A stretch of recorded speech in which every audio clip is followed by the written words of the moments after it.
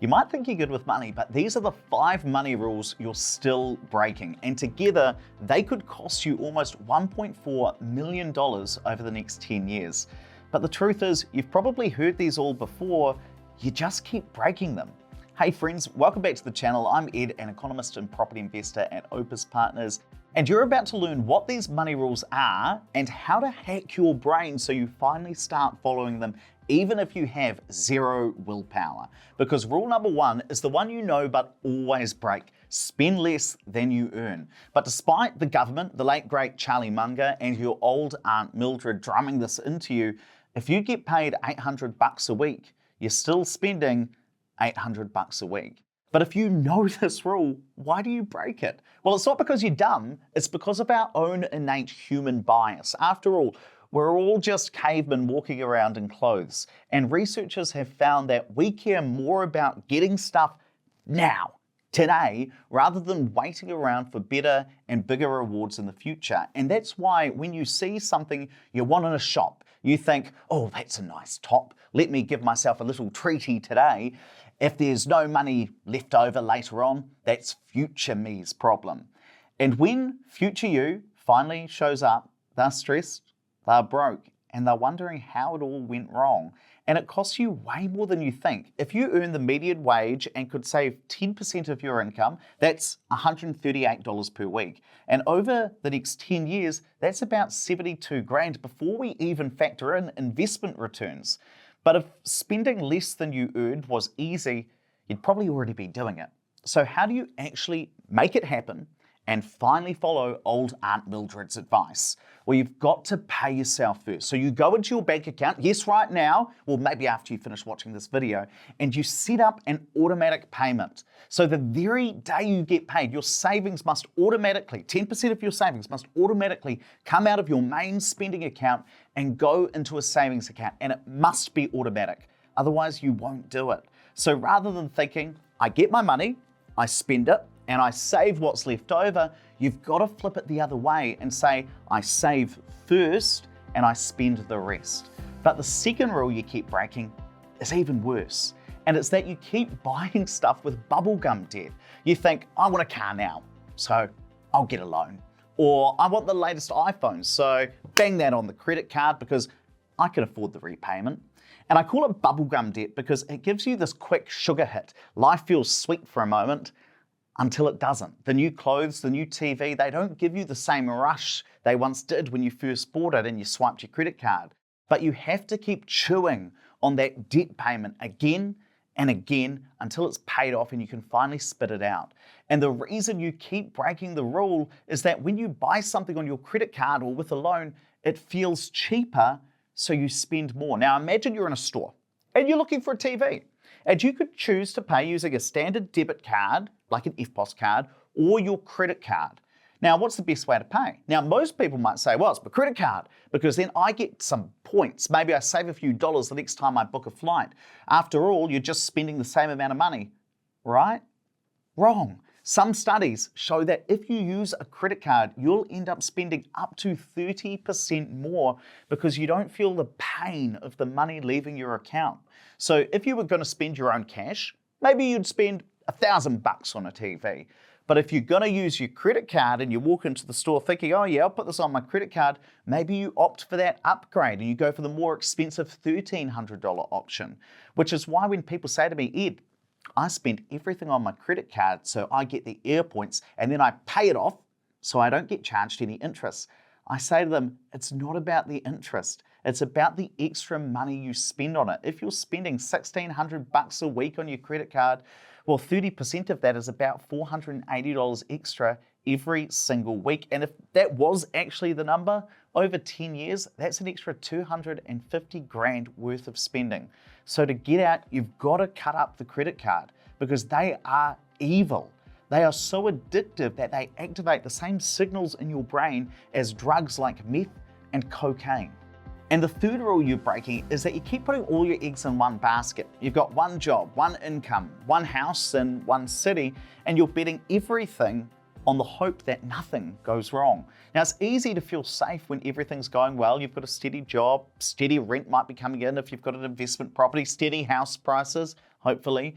But what happens when it does go wrong? Maybe you lose that job, or your city's housing market suddenly drops, and the one thing that was meant to make you feel safe starts to feel risky. And I see this all the time at Opes. An investor will come in and say, I want to buy another place just down the road from where I live. And the mistake they make is they're just sticking to what they know because it feels comfortable. They know the area, they drive past the house every day, and their own house has gone up in value. So they think, oh, copy and paste, just do what I did in the past. And that's why too many investors I talk to buy within about 10 minutes worth of drive from their own house, ignoring the fact that there might be a much better opportunity in a completely different city. So if you live in Auckland, maybe it's a better idea to spread your risk and buy in Hamilton, Tauranga, or even Christchurch. Because here's the great irony. Diversification doesn't mean taking on more risk, it actually means reducing it.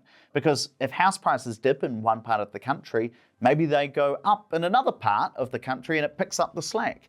Now, there are no free lunches in investing except for diversification. So whether it's your income or your investments, spread them out. Don't let your entire financial future depend on a single postcode or a single paycheck.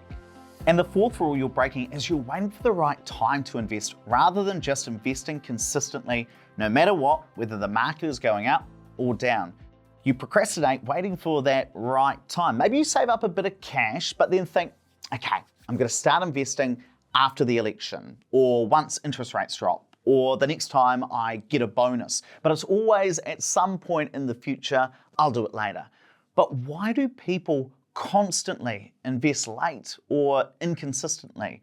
Well, when something is the default, many people just stick with it. It's the status quo bias. So if you're not currently in the habit of investing every week or fortnight, your status quo is that you don't invest.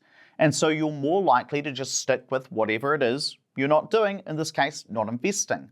But what's that habit cost you? Well, let's say you were going to invest $125 a week in a balance managed fund. We're going to say it goes up by 6% a year. And let's say you started at age 25, you're going to invest until you're 65. So you're doing it for 40 years. Well, if you just did that for 40 years, you'd end up with just under $929,000. That's nearly $1 million built from a steady, pretty boring investment, honestly. But what happens if you waited just 10 years? So rather than starting investing at 25, you're now doing it at 35. And the catch is that rather than investing for 40 years, you're now investing for 30 years. Well, delaying for just a single decade means that you only end up with $474,000. Now, that's still a lot of money, but you've lost nearly half of what you could have had because you delayed your start by a decade. The later you start, the more you miss out on. And in this example, delaying investing costs you almost $455,000. That's basically like throwing out $500,000 through a decade of procrastination. And it's not because you didn't want to invest, it's probably just that life got busy. But the market doesn't wait for you to be ready.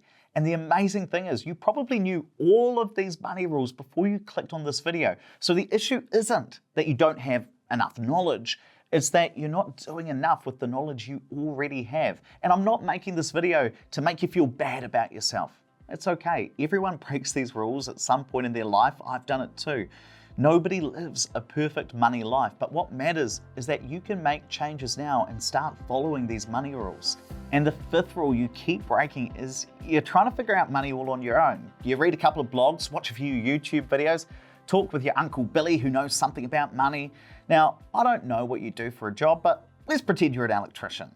Now, if there's a power outage, who's going to do a better job at fixing it? You, the professional electrician, or someone who's just watched a few YouTube videos about your work? Well, I hope it's you, the professional electrician. Yet when it comes to investing money, a lot of people go DIY despite that they end up with less money overall. So the Royal Bank of Canada, they did a study where they divided people into two groups. And they started tracking how much money these people made. Now, when they checked in on these two groups 7 to 14 years later, one group had 2.7 times the wealth of the other. They went away, checked back in 15 years or more later, and that difference had grown. One group now had 3.9 times the wealth of the other group. Now, what's the difference between the two of them? Well, the people who ended up with 3.9 times the wealth used a financial advisor, and the ones who ended up with less, they'd been investing on their own. So let's say that you go it alone and you're able to manage to build $250,000 of wealth over the next 10 years. Now that's really solid. But if you got some help, maybe you could have got closer to $750,000. Now, obviously, I'm a bit biased, right? My company is the largest financial advice business for property investors in New Zealand. But you don't have to use Opes. You could use any financial advisor you trust because the stats show you'll end up investing more and potentially getting higher returns. And when you add it all up, breaking these rules could cost you almost $1.4 million over the next 10 years. But the good news is, you can change it today because it's never too late to start playing by the right money rules. And if you liked this video, you're really gonna like this other one where you'll learn what to do if you're 40 with nothing saved for retirement. Click here to watch it now.